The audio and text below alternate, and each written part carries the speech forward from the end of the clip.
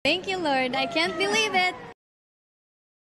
Isang nakakatuwang interaksyon na naman nang muling sinimula ni Bini Aya ang question and answer sa X at ibinabahagi kung ano ang nag-udyok sa kanya upang simulan ang Aya Advocacy. At hindi lang yan, dahil may isa pa palang Bini member ang parehas niya na gusto rin ang mga outreach program. Sino kaya ito?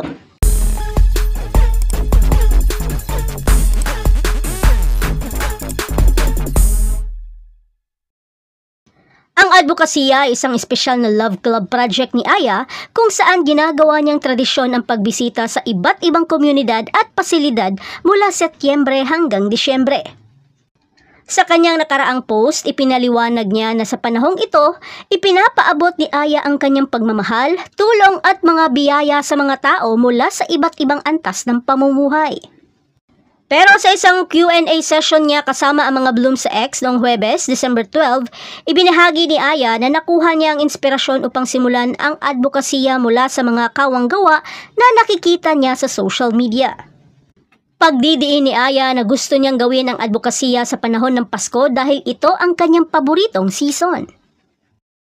Para sa kanya at sa mga nakakakilala sa kanya, isa siyang mahilig sa Pasko. Gustong-gusto ni Aya ang diwa ng Pasko at kung paano ang pagsisimula ng Burr month sa kanya ay ramdam na niya ang Pasko kahit may Halloween season pa sa Nobyembre.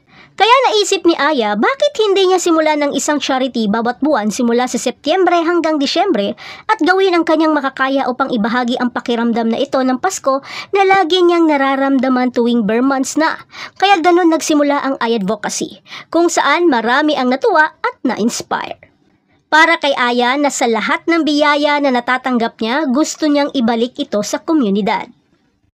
Kaya napagtanto niya rin ngayong taon na nagtatrabaho siya ng husto at maraming pumapasok na biyaya, kaya bakit hindi ito ibahagi sa iba?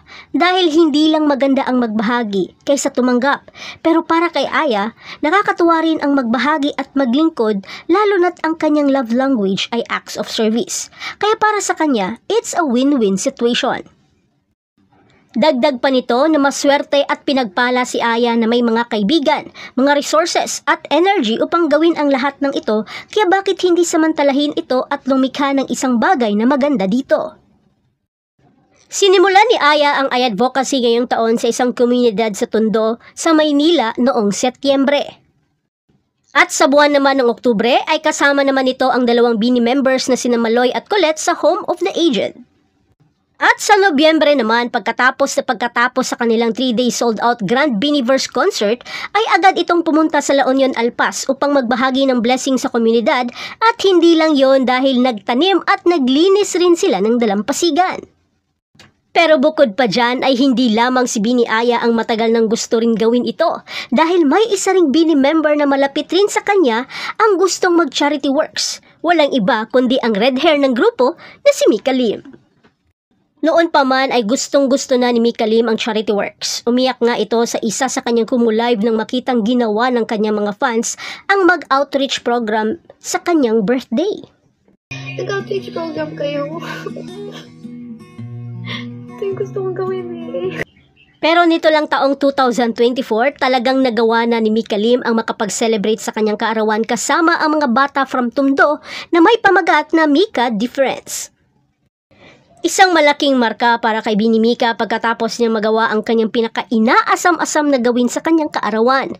2 araw pagkatapos ng kaarawan ni Mika noong November 10, 2024, kahit na ang orihinal na plano ay dapat noon pang nakaraang taon. Pero may ibang plano ang Diyos.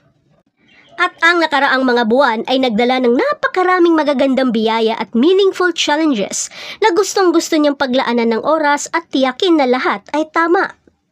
Pero sa wakas, naisakatuparan na rin niya ito at ang isa sa mga pinakamalaki niyang pangarap ang magbahagi ng mga biyaya sa 60 na mga bata mula sa Tondo, Manila.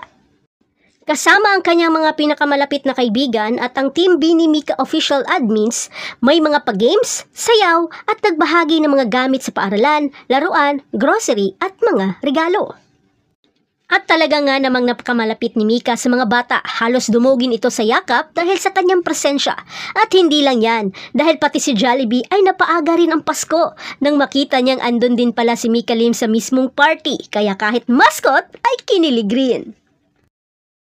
At nagpapasalamat din ito sa mag-asawang De Guzman. Si Gia De Guzman, kung matatandaan natin, isa ito sa mga tinitingala ni Mika Lim na volleyball player at pareho sila ng posisyon na setter. Malaki rin ang pasasalamat ni Mika Lim sa Bless the Children Foundation Incorporation para sa kanilang nakakamanghang misyon na i-uplift ang mga batang ito at ang kanilang mga pamilya. At hindi lang yan, dahil nagawa rin ni Gwen kamakailan lang kasama ang kanyang mga malalapit na kaibigan na sina Doc Z at Charlene San Pedro na sikat sa online game at ang kanyang mga Agwengers. Talaga nga namang nakakamangha at nakaka-inspire na makitang bukod sa kanilang kasikatan ay makikita mo rin kung gaano ito kalawak mag-isip at magbahagi ng tulong sa ibang tao gamit kung ano ang meron sa kanila. Kung may nais kang sabihin sa Bini at ano ang mga bagay na nai-inspire ka dahil sa kanila. At yan na ang lahat para sa ating update ngayon. Manatiling nakatutok para sa iba pang mga ganap at huwag kalimutan mag-like, mag-subscribe at i-click ang notification bell para hindi ma-miss ang mga susunod na video. Hanggang sa muli!